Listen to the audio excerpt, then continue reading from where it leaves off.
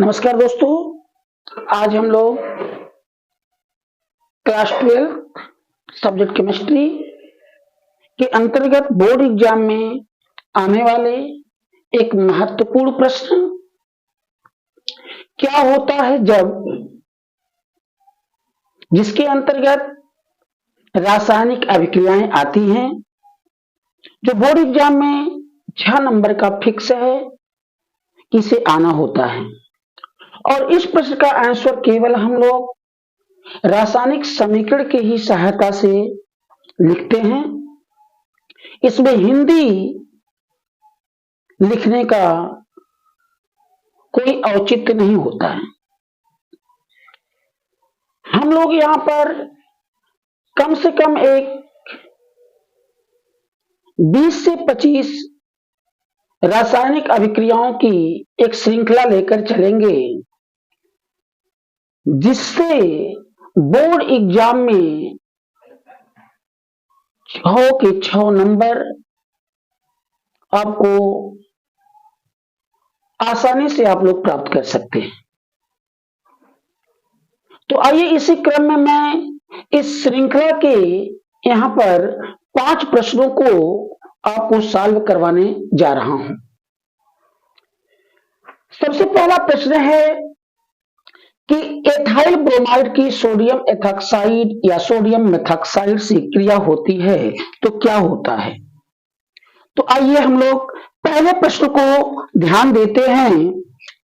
और पहला प्रश्न है कि सोडियम ब्रोमाइड की सोडियम एथॉक्साइड से या मेथॉक्साइड से क्रिया होती है तो क्या होता है। तो पहले प्रश्न को हम लोग देखते हैं। पहला प्रश्न है बेटा कि एथाइल ब्रोमाइड का सूत्र होता है C2H5Br। ये किससे क्रिया कर रहा है? सोडियम एथॉक्साइड का सूत्र होता है C2H5ONA। आप इसको इस तरह से भी लिख सकते हो, O या इस तरह से NaOC2H5। ठीक इसी प्रकार C2H5Br आपका किससे क्रिया कर रहा है? सोडियम मेथॉक्साइड, उसका सूत्र लिख सकते हैं NaOCH3। तो यहां पर आप देखिए कि सबसे पहला जो एथाइल ब्रोमाइड है सोडियम एथॉक्साइड से जब क्रिया करता है तो एथाइल ब्रोमाइड से जो Br है वह सोडियम एथॉक्साइड के Na से क्रिया कर लेता है और यह Na Br के रूप में बाहर निकल जाता है, सोडियम ब्रोमाइड के रूप में, और प्लस C2H5OC2H5 से क्रिया करके C2H5OC2H5 means die ethyl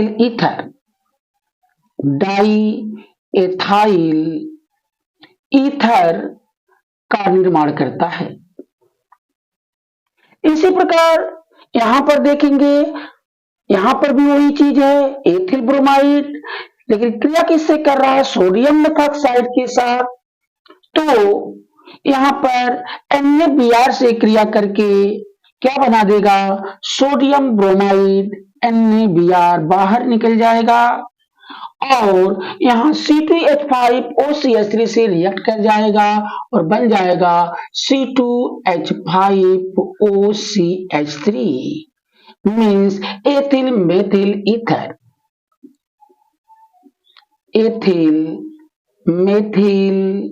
ether. तो आपने देखा कि जो एथिल ब्रोमाइड जब सोडियम एथॉक्साइड NaOC2H5 से क्रिया कर रहा है तो डाई एथिल ईथर बना रहा है और वही एथिल ब्रोमाइड ही जब सोडियम मेथॉक्साइड NaOCH3 से क्रिया कर रहा है तो एथिल मेथिल ईथर बना रहा है। मीन्स दोनों स्थिति में जब भी एथिल ब्रोमाइड जो एक प्रकार का हेलो एल्केन है वह एथिल वह सोडियम एथॉक्साइड या सोडियम मेथॉक्साइड से क्रिया करता है तो प्रत्येक स्थिति में ईथर का निर्माण करता है। इस अभिक्रिया को विलियमसन संश्लेषण अभिक्रिया कहते हैं और विलियमसन संश्लेषण अभिक्रिया द्वारा हम लोग ईथरों का निर्माण करते हैं, वो चाहे डाई एथिल ईथर हो या एथिल मेथिल ईथर हो।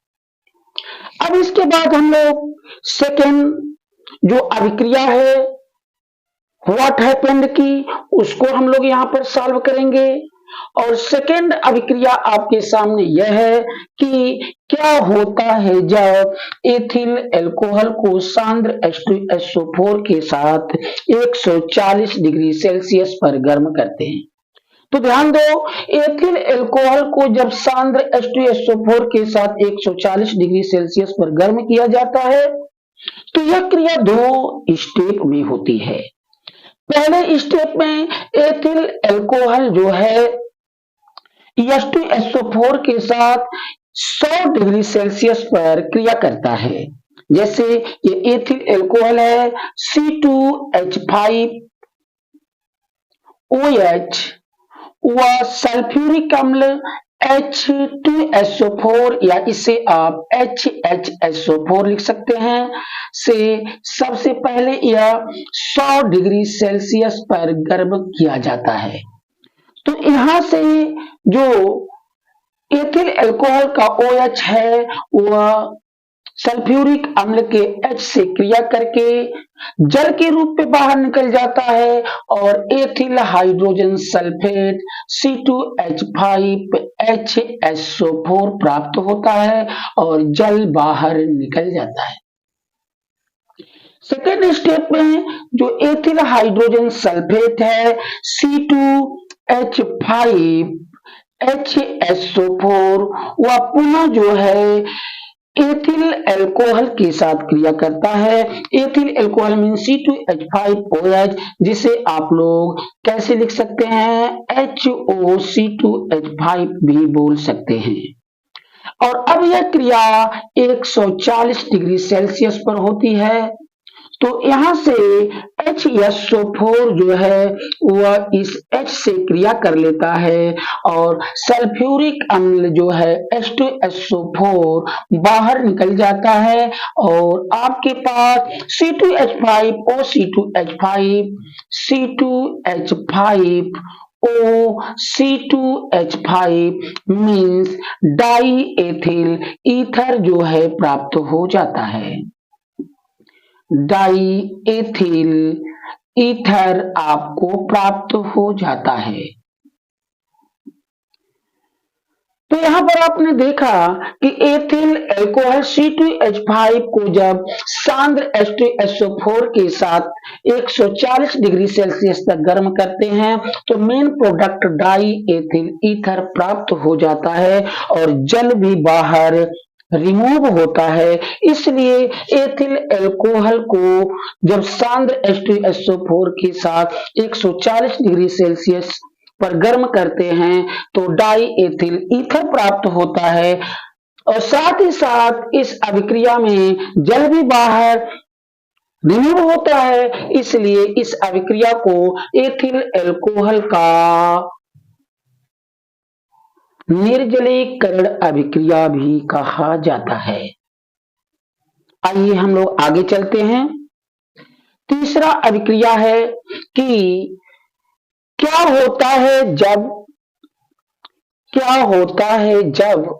Ethyl alcohol mean C2H5OH iodine means I2 और सांद्र कास्टिक सोडा मतलब NaOH के साथ क्रिया करता है तो क्या होता है। तो बेटा एथिल अल्कोहल में मेथिल कीटोनिक समूह होता है और यह एथिल एल्कोहल कास्टिक सोडा और आयोडीन के साथ क्रिया कर रहा है, तो इस अभिक्रिया को हेलोफार्म अभिक्रिया या आयोडोफार्म अभिक्रिया कह सकते हैं। तो इस अभिक्रिया का मेन प्रोडक्ट क्या बनता है? आयोडोफार्म। यहाँ पर कार्बन, हाइड्रोजन और आयोडीन आपस में क्रिया करके CH3 मीन्स आयोडोफार्म बनाते हैं। आयोडोफार्म। इस आयोडोफार्म को हम लोग ट्राई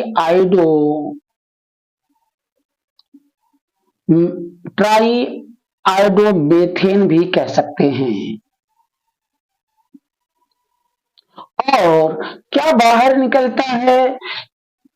NaOH क्रिया कर लेता है, सोडियम आयोडाइड बाहर निकलता है और प्लस Na जो है CH और O से क्रिया करके सोडियम फॉर्मेट HCOO Na बाहर निकल जाता है और जल आपका रिमूव हो जाता है। आप इस अभिक्रिया को बैलेंस कर सकते हैं। आप यहाँ पर आयोडीन के 4 मॉलिक्यूल को और कास्टिक सोडा के 6 मॉलिक्यूल को लेंगे, तो यहाँ पर आपको क्या प्राप्त होगा? सोडियम आयोडाइड के 5 मॉलिक्यूल और जल के 5 मॉलिक्यूल प्राप्त हो जाएंगे। तो इस प्रकार आपने देखा कि जो एथिल एल्कोहल जब आयोडीन और कास्टिक सोडा के साथ क्रिया करता है तो आयोडोफार्म अभिक्रिया के द्वारा मेन प्रोडक्ट आयोडोफार्म का निर्माण करता है। इसी के साथ हम लोग अब आगे की ओर चलेंगे। चौथी जो रासायनिक अभिक्रिया है, व्हाट हैपेंड कि एथिल एमीन पर सोडियम नाइट्राइट तथा HCl की क्रिया होती है, तो क्या होता है? आइए हम लोग चौथी अभिक्रिया को देखते हैं।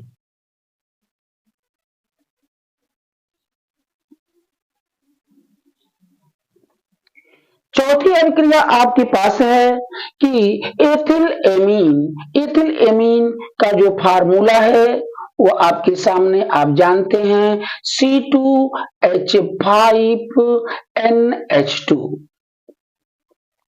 C2H5NH2 ये क्या है? एथिल एमीन है। इसकी क्रिया किससे कराया जा रहा है? Sodium nitrite. सोडियम नाइट्राइट का सूत्र NaNO2 होता है और किसके साथ? HCl मीन्स अम्लीय माध्यम में यह क्रिया हो रही है। तो क्या बनता है? आइए देखते हैं इसको। सबसे पहले N जो है एथिल एमीन से जो N है यह सोडियम नाइट्राइट के N से क्रिया करके नाइट्रोजन गैस के रूप में बाहर निकल जाता है और प्लस यहां से H के कुछ अंश ऑक्सीजन से क्रिया करके जल के रूप में बाहर निकल जाते हैं और मेन चीज क्या बनता है? C2H5। यहां से कुछ H और कुछ O आपस में मिल करके C2H5 क्या बेटा? OH मीन्स क्या? एथिल एल्कोहल का निर्माण करते हैं। तो इस तरह से आपने देखा कि जब ethyl amine C2H5NH2 sodium nitrite NaNO2 और HCl से क्रिया करता है तो मेन प्रोडक्ट क्या बनाता है? C2H5OH मीन्स एथिल एल्कोहल जिसका IPC नाम एथेनॉल होता है, इसे बनाता है। आइए इस क्रम में आप लोग पांचवी अभिक्रिया को देखते हैं।